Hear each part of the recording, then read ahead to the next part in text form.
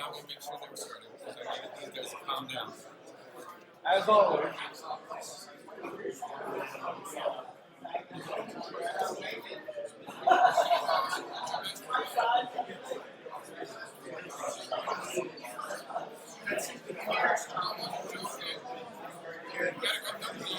Ladies and gentlemen, droid builders from across the country and overseas, it is time to start the first panel of the day.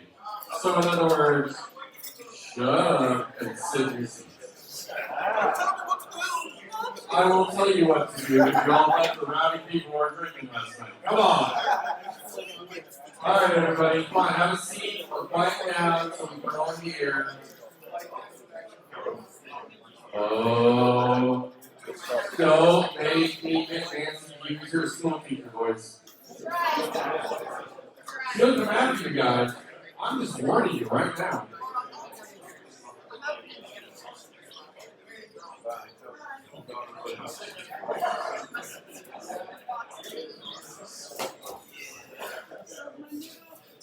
I think the rowdy people are calm down with the bag.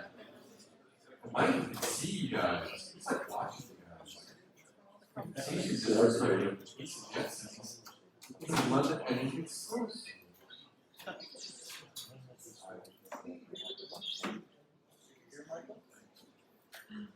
Can you hear me?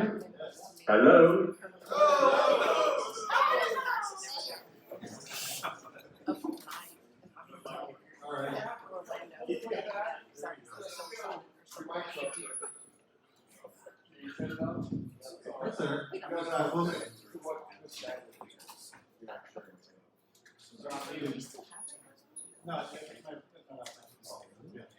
You can hear me, right, Michael? I can hear you, absolutely. Can you hear me? All right. Well, so I think we're going to get going. So welcome. My name is Matt Modica, and we've got Michael Baddeley here joining us from the UK. We're going to talk about 3D printing, and I'm just, in the last couple of days I've been here talking with everybody. I think almost everyone in the room probably 3D prints in some way, shape, or form. But I would love to kind of start with a little quick poll, and maybe I'll ask it in a negative way. Who doesn't 3D print? All right. All that 4. What do I have to say about it? You're old, Jimmy. But so we are not going to do any slideware. We're just going to go old school and talk. And because I think that's a little more valuable in my opinion. So the agenda that Michael and I kind of put together, we're really going to talk a little bit about the design process, the build process, some skills that you need from a 3D printing perspective, future of 3D printing, do some Q&A, and then just based on the organization that I'm at for my day jobs, we usually end every meeting with some mission moments. And so I wanted to end with a real brief mission moment just to talk a little bit about the why I do what I do for the Droid stuff. So with that, Michael, why don't you introduce yourself? Yeah. So I'm really sorry I can't be there. I'm looking around the room and there's so many friends that I've met over the last couple of years that I feel incredibly jealous. Yes, I'm Mike Baddeley. I started designing 3D printing probably about 7 years ago. Started the design with the head of R2D2. So that's my very, very first 3D CAD design. Really just to kind of learn the software package. I wasn't even aware of the R2 Builders Clubs at that stage. Just kind of designed the head of R2D2, put it on Thingiverse, and then got a load of messages from a mad lunatic bunch called the R2D2 Builders Club, and then all of you lot around there, closely followed by lots of messages showing me everything that was wrong on it and all this. But no, I've been designing 3D printing stuff for about 7 years. I've been, I think, really lucky in that lived through the whole evolution and the change of the hobby from, it being a very, very niche element of it to actually being a great tool now for fabricating many, many parts of it. And we now have a community that build and design, they build a lot of my designs. We've got about 23,000, I think, as long as it's a Facebook group. And it's a lovely, lovely community. Everybody's helpful, super supportive, very slightly sarcastic, but what a great bunch we get. And as I said, next year, Droid Con, I am intending to be there physically in person.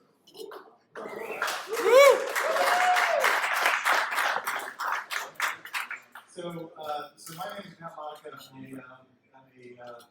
about 3 years into the hobby. My journey started in the pandemic with, like I think several of you that I've talked with actually. Everybody came home. I had to figure out how to keep busy and what I needed to do, whatever I needed to do. I always wanted to do something like this. I've done a lot of research up front, ultimately. And so, my focus is ultimately, I started out doing a siren build. Traditional blueprints, went through, I think, the builders, net, got all that, did the whole blueprint printing, all that kind of stuff, started siren. I kept thinking to myself, gosh, I want to do this feature, I want to do that, I want to do that, I want to do that. And then I ran across Michael's files and all the stuff that Michael had been doing. And I immediately started printing. So, and what also would help too was during the pandemic, my son came home from college, he had bought a really cheap CR10 printer, and ultimately was showing me around it, and I said, that's pretty cool. So I started printing the dome, and actually did my R2 dome on my son's little CR10, and probably most of the body actually, from the R2 on that. So then I upgraded to an S5, and then I've since moved to a Prusa 3, and then I have that is my course. So for those of you that don't know what those are, we can talk a little bit more about those printer choices here shortly. But the other reason I chose 3D printing ultimately is cost and speed, right? I will not apologize for being a consumer of like Michael's files. Right? I am not the designer. I am not the kind of person that's going to go in and modify the files. That's just not me. But I have a lot of faith in this whole community and what we all do ultimately. So it's really cool. So I'm definitely the consumer part.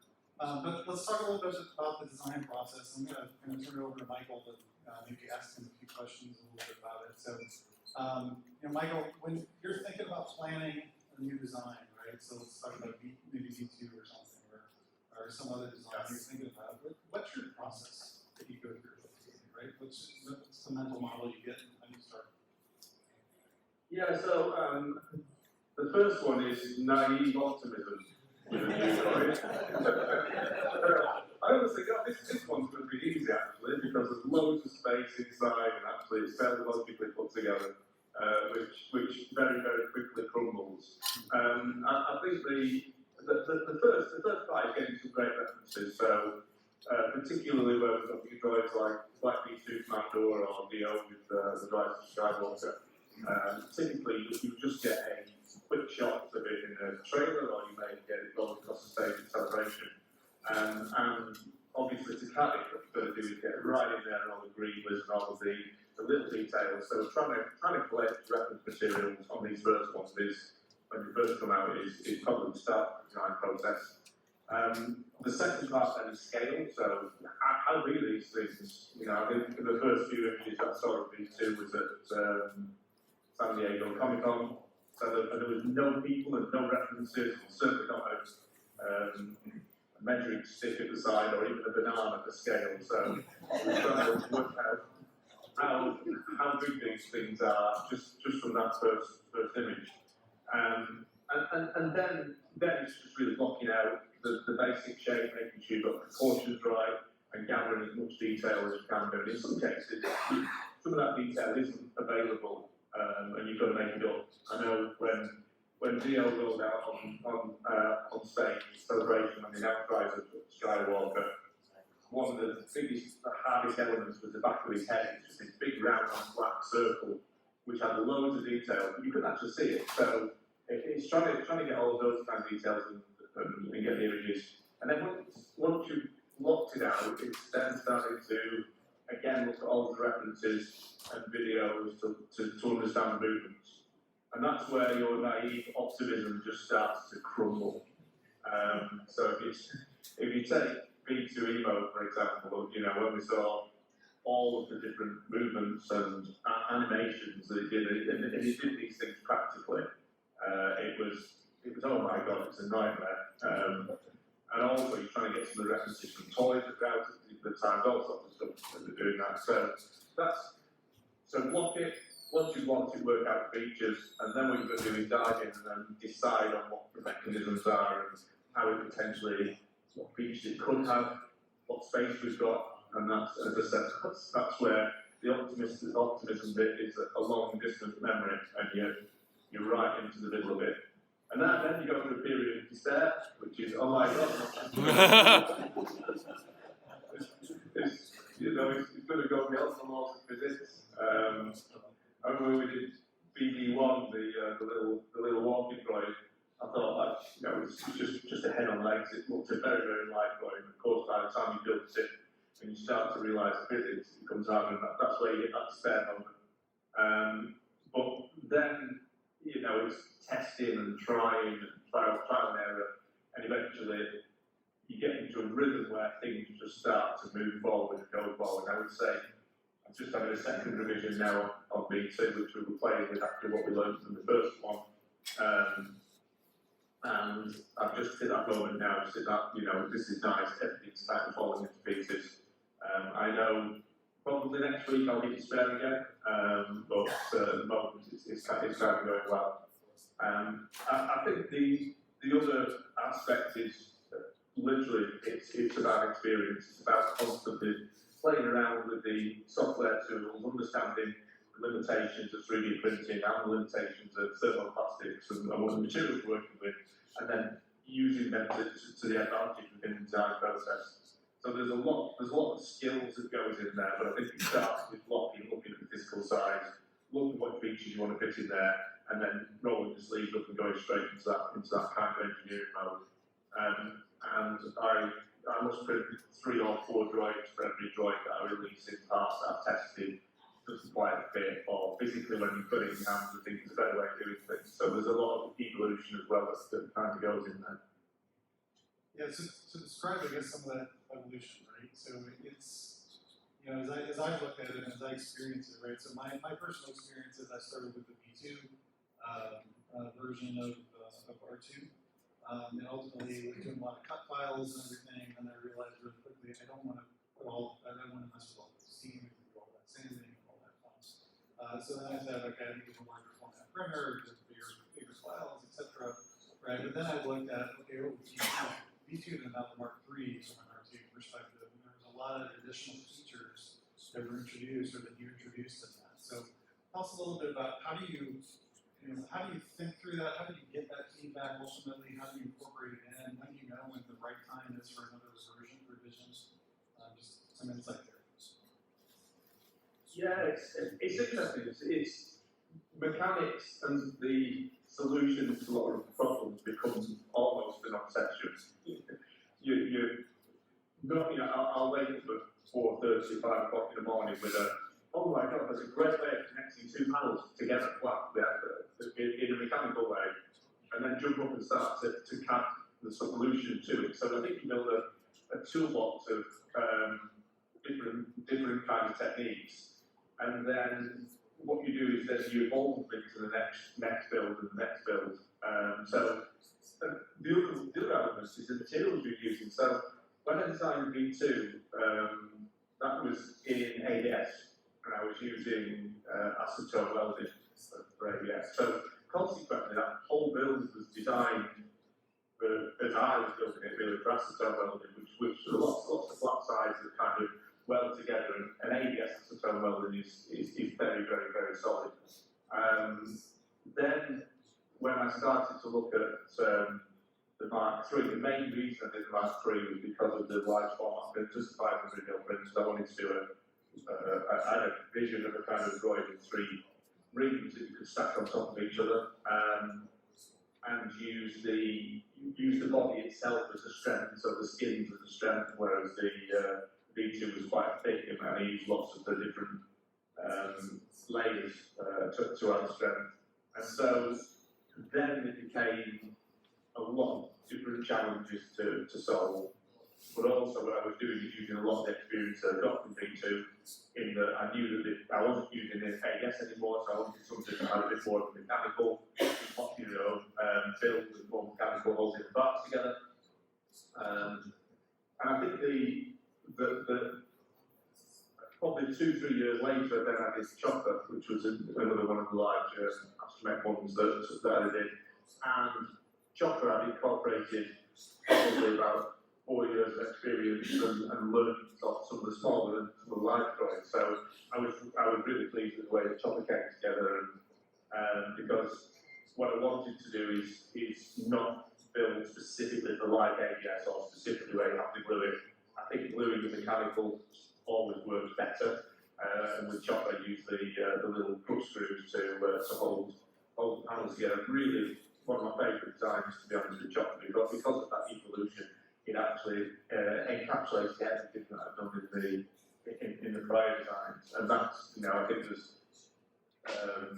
I'm doing lots and lots of planning at the moment around version 4 and R2, just to kind of look at bringing all of the elements that I've learned into that new version to make the assembly easier.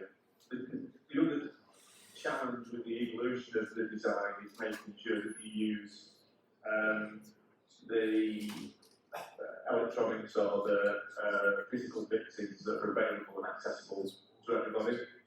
The printing community is in virtually every country and every region, and so what you're trying to look for is almost for international standards. And laser Susans are the pain of my life because there's not an international standard for laser Susans.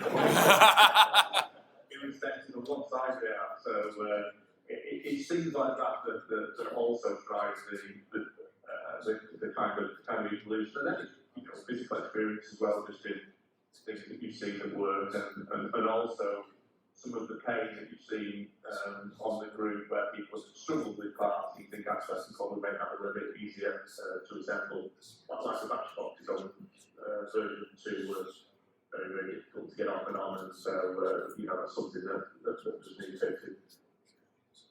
No, it's insightful. So I'm curious, let's kind of move into tooling, right? So what are your tools of the trade ultimately as you're designing, as you're building? Is it Tinkercad, is it Fusion, is it all the above? What are some of those tools that you're in your toolbox? Yeah, started with 123D design, which was a very simple AutoCAD piece of software, and loved it. It was quite unstable, like most of us in the room, but it was software. And then they retired it, like a lot of people in the room, and then moved on to Fusion 360, which I struggled with when I first started using it, because the workflows are very different than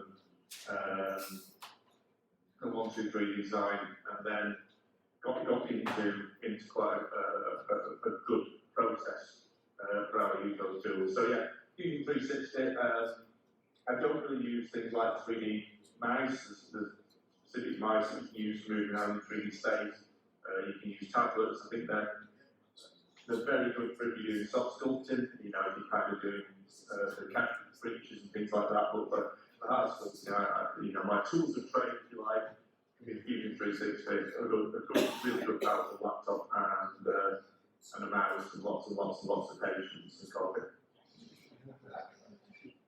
Totally get that. So I think we're going to transition into the build process, and we're going to have time for Q&A a little bit later here. So definitely get your questions ready.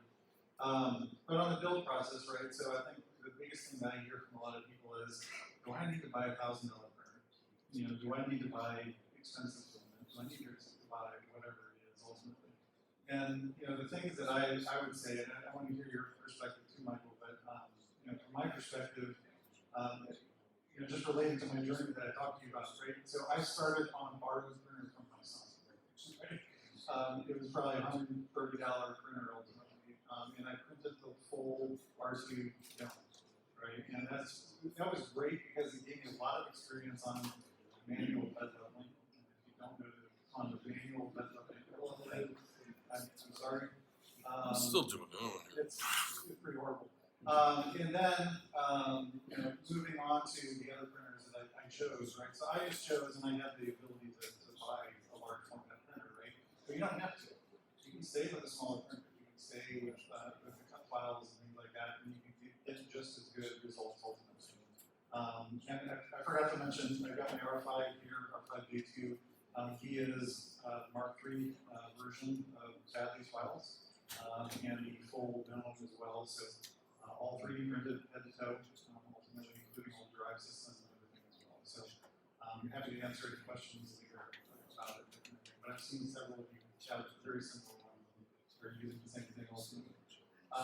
But my personal farm right now, just got 2 printers. There's a 3, I think I already mentioned this, and we're at 5 here. Also, it's workhorse. So if you're not familiar with RatRig, a lot of people don't necessarily know what that is.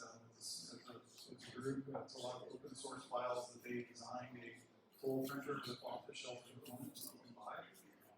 So you don't have to buy from them, but I did buy a kit for them ultimately just because it's simpler for me.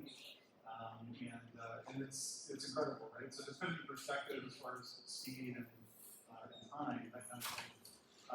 The R2 dome on my Creel ES5 took about 7 to 9 days, depending on how much I wanted to spend on quality time there, or make sure how good quality I want ultimately. This R5 dome took 2 days on my RatRig, bottom to top. So very, very impressive printer ultimately, but there's a lot of them out there that work it. So there's some others that you've had some experience with migrates, and the Bamboo has been interesting. So why don't you tell us about your story and your prints and your farm? Yeah, sure. I think first of all, there isn't an ideal printer. I think it's what people's affordability is. What I generally recommend is people start on a relatively small base. A lot of people go, I'm going to get a printer and I'm going to get one on the side perhaps. But then what happens is obviously, as you say, you've got a 2-3 day print, which I find incredibly stressful now. In the, you get a power cut, if you get a children runs out, so I find large prints very painful. I would never recommend anyone to start with them. So I started with an 80-watt 2X, which is a very kind of old printer, but it was quite good and quite light actually. And then I jumped straight onto the cruisers, and I ended up with one Mark III cruiser for quite some time, which I thought was fantastic. It was also quite head leveling. It had PI sheets. It did everything that my 80-watt didn't do, and took a lot of pain away. And so then I ended up with more and more cruisers because you can never have one printer. By the way, there's diminishing returns. If you get one printer and then you get another printer, you increase your output by 50%. If you get another printer, you've just added a third. And then if you get another printer, you've just added a quarter. So it doesn't stop you buying lots and lots of printers. I've got other printers, but and it becomes more of a task to keep people going. So yeah, three cruisers, and then I got a Creality CR10 S5, 500mm bed, which aged me by about 10 years, I think, and created an awful lot of mental health issues. It's, I wanted to throw mine through the wall several times. So, obviously, the definition of hobby is something that you do in your spare time, or playing it and to relax. It's not a hobby. So yeah, I got one of those, and again, I printed a lot of single print, and it was okay. But now, I rather stupidly bought a Bamboo X1, and my poor little Bruce has been sat there, gathering dust, looking at me with puppy dog eyes every time I go in, asking me to throw a little bit of filament in their direction. The damn thing prints at 3 times the speed of the Bruce, the quality is phenomenal. I've now extended, so we've now got 3 Bamboos, and the output, the speed of those things, and the throughput is incredible. I've also got a Rat Ridge 500, which is a big 500 Rat Ridge. Rat Ridge are great, really good solid printers. But I'm printing the second version on these at the moment. I'm printing predominantly on the Bamboo. Even some of the larger parts, I'm printing them in small parts and connecting them together.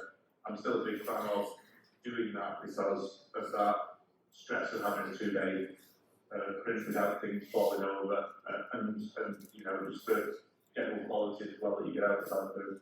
That's my. I've got resin printers as well that don't really use it at all very often, except for small breathals. The quality at the end again, they're getting really quite high now as well. Yeah. So we haven't really touched on resin too much at this point, but there, you know, obviously there's resin printers out there, incredibly high quality, incredibly high fidelity, you know, breathables especially. I don't have one of those. I just don't want to deal with the smell and all the cleaning and the rinsing and all that kind of stuff that goes along with it. But I've heard a lot of people have a lot of really good. And they're not for large pieces. They're not for strong. They're not structural. They're cosmetic. Yeah. So I don't know if you've been in my timber center. They're not for structure. So, yeah. You know, as far as my print style, I use my Versa for all my detail parts, right? The Rat Rig for all the fast gags and stuff. So kind of to that point, you know, let's talk about speed versus quality. And I think, you know, when I first started out, I just wanted to get the R2 done, right? And so I was cranking that thing out as fast as I could, and I was spending a lot of time finishing, and all that. So, you know, from my personal print experience, I now favor quality over speed, and so I will let things take a lot longer ultimately, so I don't have to fill as many lines. For those of you not in 3D printing, you know, essentially the printer is laying down plastic layers over layer over layer, and ultimately that causes layer lines that you have to fill with sand and make sure that they're gone ultimately, depending on what kind of quality you want, what you're going for. So there's a lot of time that's spent doing that and finishing that ultimately. And so I'd rather use some of that time and just let my printer do its thing. So that's my perspective. I don't know, Michael, where are you at when you're doing this? Yeah, to be honest, the same. I think you know, once you've sampled one droid, you don't want to sample another one. So the higher resolution that I can print it in, I will do on layer height. Particularly on curved surfaces, because, as I say, it takes some time to get even, you know, with fillers and putty, whatever we use, it does take time to clean up. The one thing that I would highly recommend that everybody to play with, if you haven't played with it, is variable layer height. So it's a feature on virtually all slices now, and what it does is it analyses your model and it will adjust the layer height depending on the feature that's on that model at that height. So it means if you've got a fairly vertical walls that are straight, it will print them at 0.3 layer height on a 0.4 nozzle, so it'll fire up really, really quickly. And then when you start to get graduations, it will start to drop it down to 0.1 on those graduations. So it both optimises the speed of what you print, but also it maximises the quality. You've got some control as to how much quality you want on there. Well, variable layer height really has made a big difference in uptake and keeping the quality, but not having to wait, you know, the extra hours and hours and hours for the print. But I go back to the same view, Matt, to be honest. Now I go for quality first. And then, however long it takes, it's, you know, that couple of hours in quality equates to 3-4 hours in sanding and finishing and filling and all of the things that you have to go factory. Yeah. So let's switch to materials. So you mentioned before, you know, thermodynamics and all the different things you have to consider as you're designing. But you know, go-to material. What are you typically using in most of your builds now? Yeah, just the interesting thing with that is that when I started designing with ABS, and ABS warps. You know, the slightest thing is terrible. That it's probably one of the warpiest material, if that's even a word. Why that's important, I think, is it gives you a real grounding on designing for 3D printing and designing parts so that they didn't warp, so that the pull of the stress wasn't pulling things in the wrong direction. So the materials that I started off on ABS and give me some benefits. Predominantly I use now is I use PETG for all of my main prints, so all the small prints. I've got the bamboo auto selection. It's got like 4 reels of PETG whites in there, just so that it doesn't run out. Just switch it over to the next one. But PETG. The advantage of PETG is it's got a lot of similarities to ABS in strength. It's got a degree of flexibility. It's great for kind of structural parts. It's very good for it's got quite high glass temperature, which means that if you take it out into hot weather, it's not going to deform anywhere near as much. Although that's not really a problem in the UK as much as it is over you guys. But nonetheless, it's a good all-rounder. The downside of PETG is trying to get it to glue. It's a really difficult material to glue. Most glues don't really work on it. Even 2 parts epoxy doesn't, you can still peel it off. PLA Plus is the other one that I tend to use, and I use PLA Plus on the wrap rig, and the main reason for that is the thermodynamics of PLA Plus. It doesn't warp as much as PETG. PETG doesn't warp very much, but obviously the larger and larger you get, the more that you start to get these warp stresses on there. So PLA Plus, I think, is my second one. The other element, the other kind of recommendation I would do if again if people have not played with it is 3D lac. So 3D lac is it looks like a hairspray, and you spray it on the print bed, but it creates a really solid, and I use it even on the PEI sheets and everything I use 3D lac on. And what it does, it stops warping really, because it stops the corners lifting up and the edges lifting up. So pretty much with 3D lac and with the new technologies, I don't really have any warping issues. If I try to print full down in PETG on a wrap rig, that's where I think I may start to see some of the edges lifting, purely because the thermodynamics are a little bit different. Yeah, I think for my experience, so I when I started my R2, the dome was PLA standard on PLA Plus, and I'll tell you a story about that in a second. And then the body I did PLA Plus, and then I took him to a St. Louis Cardinals game in June, and it was 93 degrees or something like that in the shade. And I had him in the shade, but his dome warped, and by the end of the day, it wouldn't even turn. Right? So, and we've been able to repair it, but it needs to be reprinted in a proper material. So R5, I did it right. It's all PETG. Everything's haven't done it yet very much, but I have had the warping and some of the issues that Michael was talking about. My experience, at least, I've tried a lot of different things. So the PEI sheets are incredible, and there's a lot of tutorials out there online on how to refresh them. So some steel wool, some rubbing alcohol, ultimately, you can refresh those periodically. That'll help with the adhesion and preventing some of the warping as well. But you definitely do other materials like 3D lac, hairspray people use, people also use glue sticks, glue tape, right? I've done it all, I've tried it all.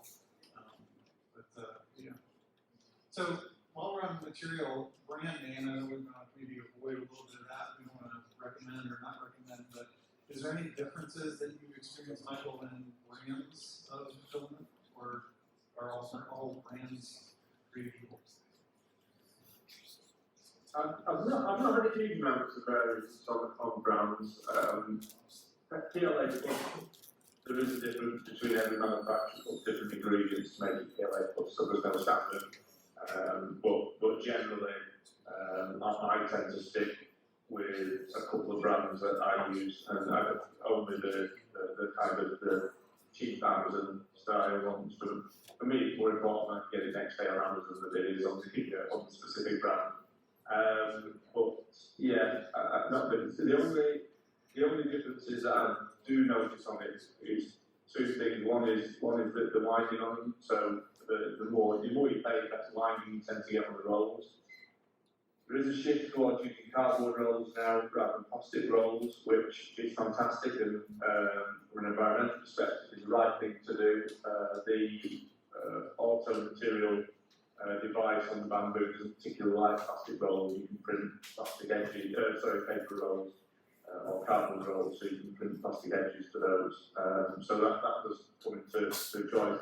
The only other thing that I have had only on a few is on some of the cheap ones is the variance on the thickness, so 1.75 mil, where particularly if you're using like the S5 for example with the tube, then you can get jams because there's some lumpiness on there. But no, I wouldn't say a huge amount of variance on different brands. Yeah, I haven't had too much trouble between brands. I'd say my go-to right now is Overture, which is available on Amazon, and Cruisement from Cruisement. It's a little more expensive, but very good quality from my perspective. And had a lot of good luck. My recommendation to the folks that are just starting out is find one that works for you and stick with it. Don't change, right?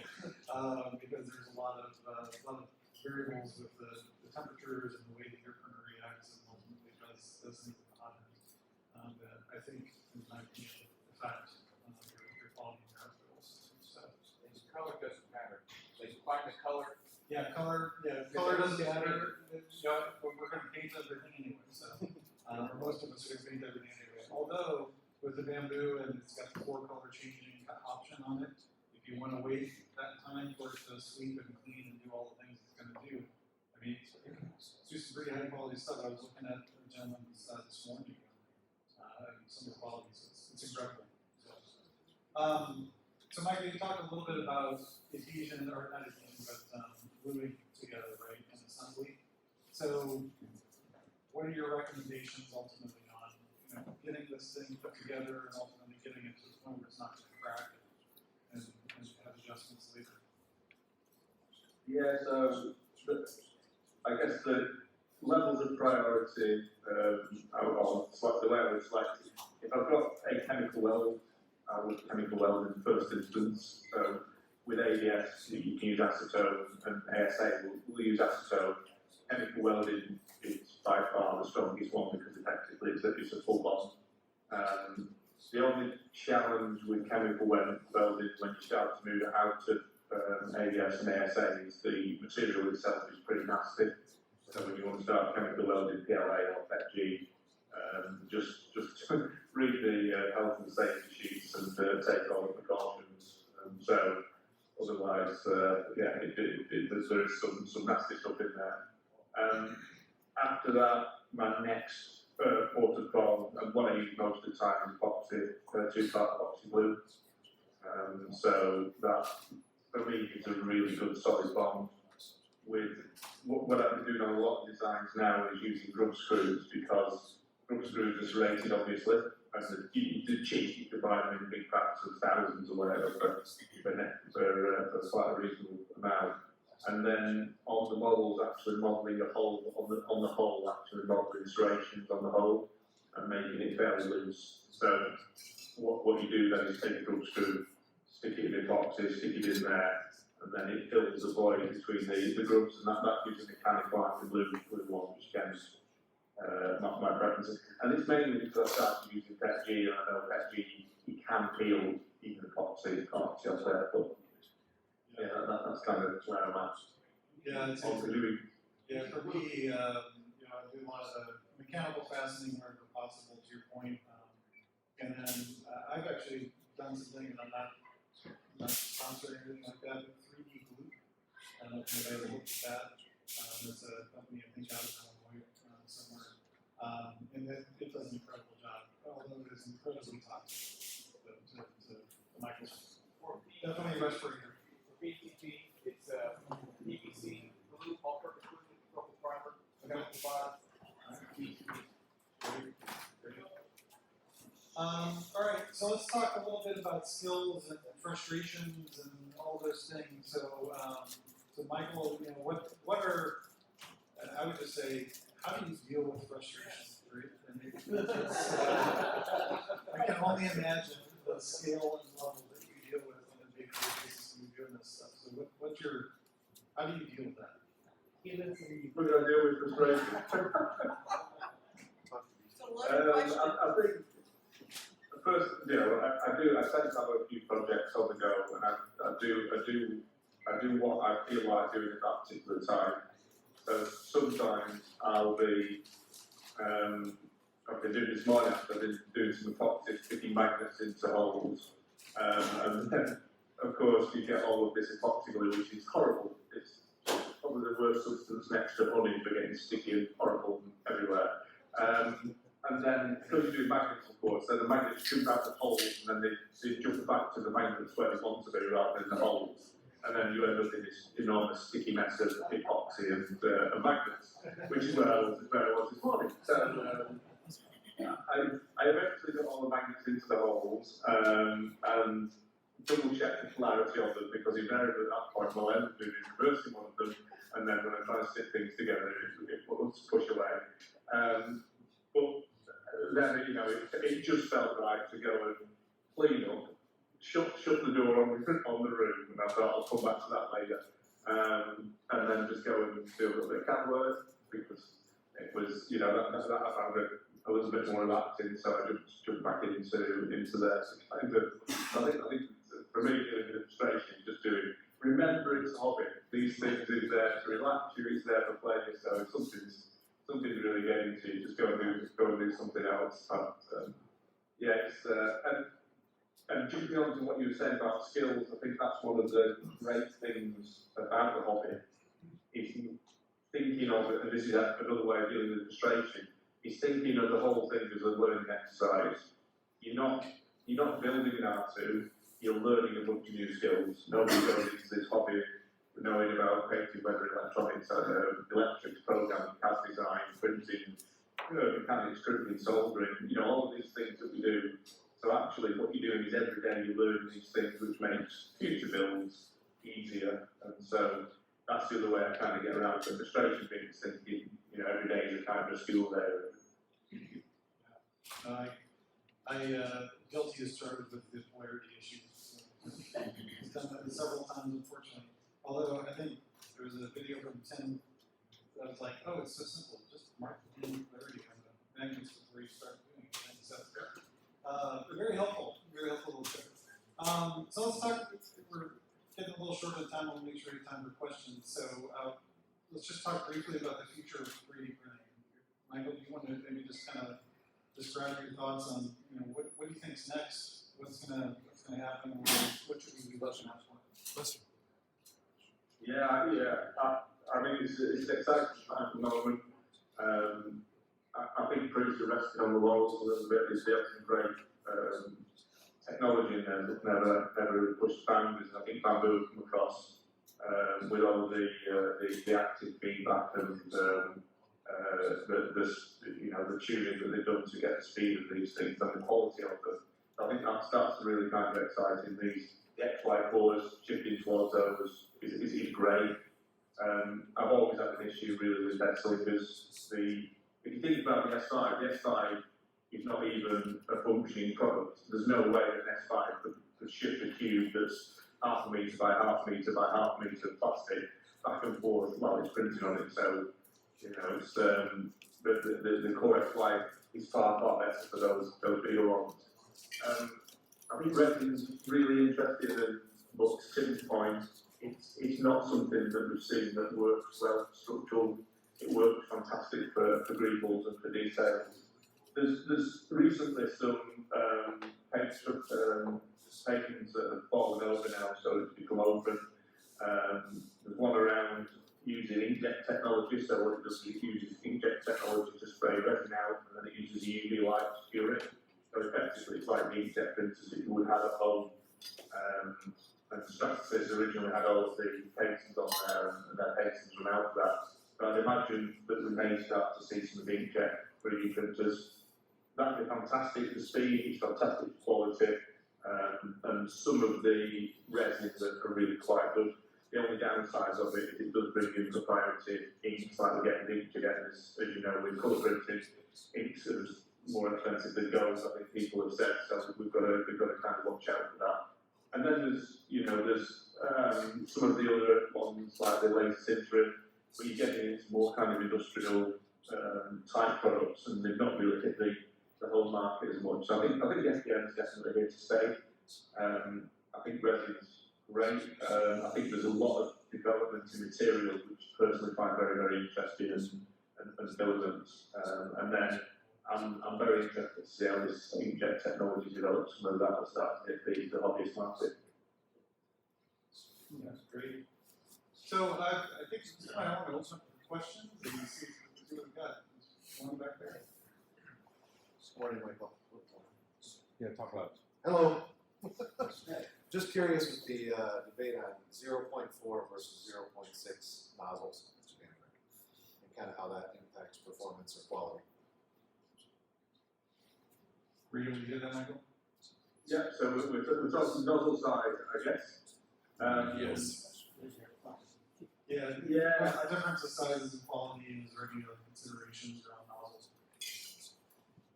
Yeah, on modern slicers, my experience is that the difference between 0.4 and 0.6 from dimensions and from a quality perspective is very, very, very minimal. They both function, both work. You don't quite get the sharp corners, logically, as you can imagine, because of the nature of it. But what the 0.6 does give you is the ability to print at much higher layer heights, and also to print the tracks wider when it's laying down the first layer, which gives you a considerable speed increase. So I wouldn't put a lot of difference between the 0.4 and the 0.6. The advantage of the 0.6 actually, as well as the structural points, when you create structural parts, the surface between layers is much wider, so actually you get stronger structural points on the 0.6. And certainly when you get to 0.8, they can make some really, really good, strong structural points. Personally, I think when you get into 0.8, when you get above 0.6, you can start to hit issues with supports not coming free because of that surface side. So I'd be comfortable switching between 0.4 and 0.6 on most models. There's little details like the hollow projectors, the fins are very, very thin, so you may lose them on 0.6, which has been a common question. So if you start to lose some of the very fine details, you sometimes have to with that.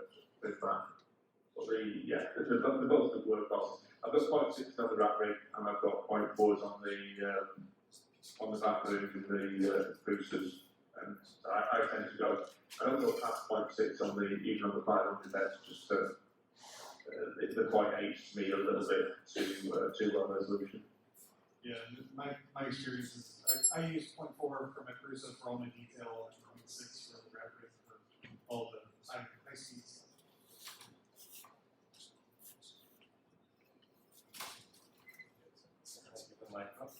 Question is, since you're doing so much iteration and printers and pads, so forth, do you have any projects that you unlock for yourself over the course of your designs? Just repeat that last section again, Matt. Yeah, when iterating back and forth between print and CAD and back and forth, are there any projects that you kind of discovered over so many iterative steps, over so many designs in your process? Okay, so you mean between the virtual world and between the physical world, and then iterations between the two. Everything works virtually as I expect it to, from the CAD world into the physical world. What I find personally is that nothing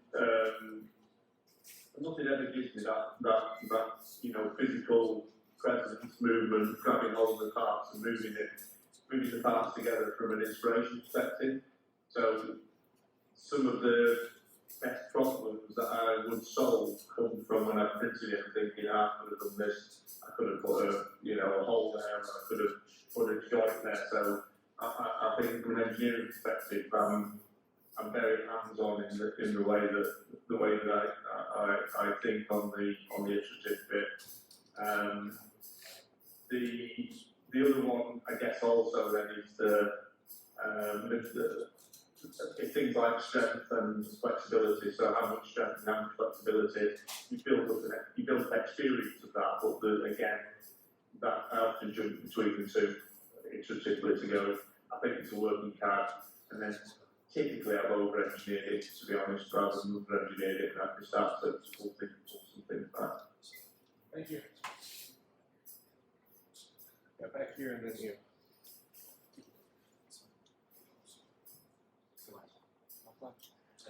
Hey, just wondering what model Baddeley printer are you using and what size bed are you using?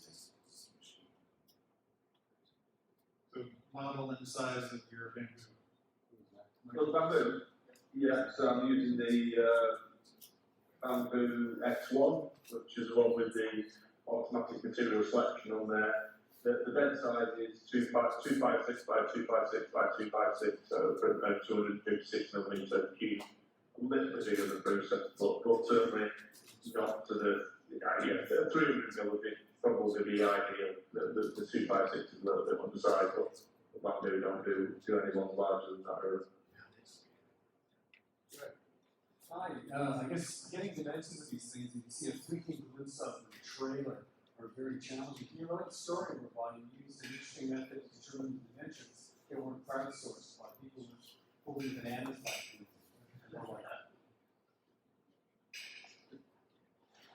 sorry, you going to repeat that, Matt? Yeah, so basically, there's a lot of talk about bananas. What, and this is just, how do you actually go through the dimension process? Is that right? Yeah, how do you discover dimensions of things when How do you discover those dimensions ultimately when you don't have anything to go off of? funny story behind it. And a funny story maybe behind doing one of those. I don't know if that was a planning question or not. Yeah, so B2 is a good example. So the B2 started from a guest from San Diego, Comic Con there, no reference at all. So I just added what it looked like so that it was all the right proportions, the right size, and then to get the scale. And then you start to see characters and actors sort of the side of it, and you Google the height of those actors or those characters. And then you try to recreate where those needs are. With B2 specifically, when we pretty much between Tim, myself, and Alec, it was a collaboration on that on the B1 design. We've kind of designed it, and then they had the red carpet. And the red carpet, there was a photograph of Matt, Lee, Josh, and the guys that designed it, so Matt Benson and Lee Taylor. And they're sort of like looking at down the side around B2, if you like. So I literally sat in the lounge with a phone at one side, trying to replicate the stance of Matt Denton next to B2 to see if the length of my shin. I'm thinking, well, that's a little bit taller than me, but So yeah, you can do that, and then I know when we had the London Stellar Celebration, the trailer again for B2. The red carpet when the red carpet spread outdoors, they showed B2 rolling around in the theatre, and I know a bunch of Droid builders went to that theatre with tape measures and got down on hands and knees and held the sidings in that theatre. And I think many people in the room know who those guys are. But yeah, there's all sorts of lengths to get these kind of details. All right, other questions? One man here. What's going on? I think I asked you about it. Go ahead. Hi, Michael.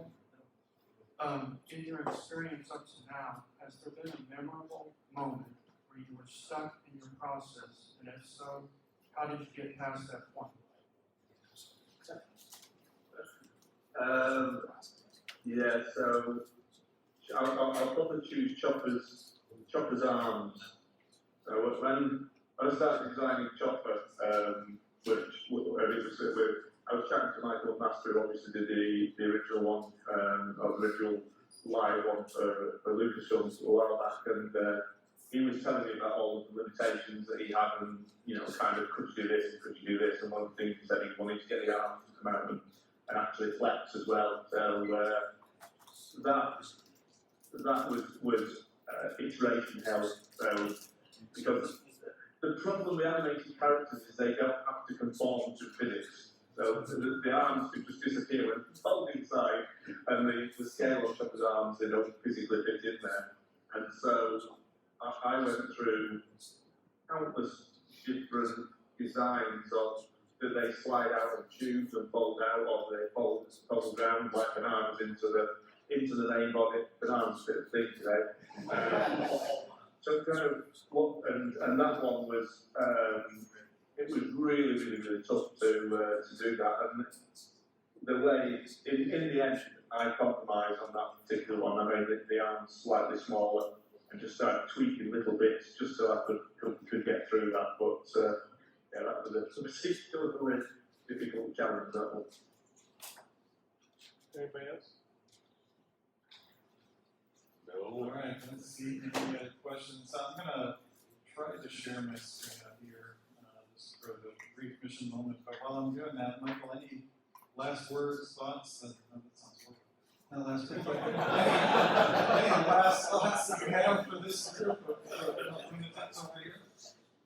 Yeah, I'm just really bad at last words. No.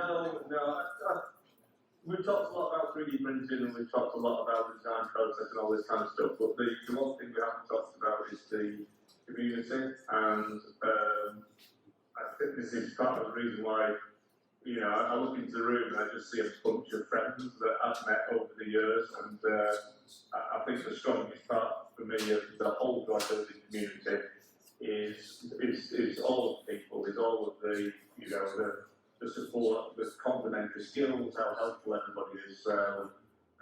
You know, Droid building is as much about that sense of community and friendship as it is about, you know, the kind of frustrations that throw out the window.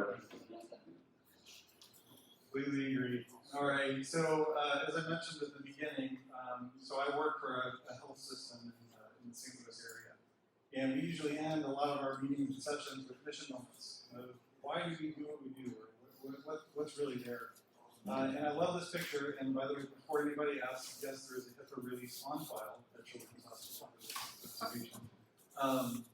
And this was posted on social media and some other things. But this was my first visit to St. Louis Children's Hospital with R2. And this little boy, you know, with his treatment, he needed to get down into the play area to do some physical therapy and things. And he was crying and didn't want to do anything and all that kind of stuff. We come rolling up with R2 and he immediately lights up, right? And on top of that, the nurse was like, hey, would you like to escort him down to the play area? And I said, absolutely, I'd love to do that. So as he's, you know, crying, kind of sniffling and kind of getting back under control, he reaches out. I caught this picture of him grabbing R2's shoulder. Right? It's just like, that is why I do what I do, right? I know you all probably have different whys, right, of why you do it ultimately. This is, I think, the epitome, in my opinion, and I'm not saying I'm perfect, but this is the epitome of why we do what we do, right? We are an awesome community to give back, that ultimately does the right thing, shows compassion and respect, and ultimately, you know, helps people through whatever you're going through, right? So, just want to leave you with that. Thank you for your time today, and talk later.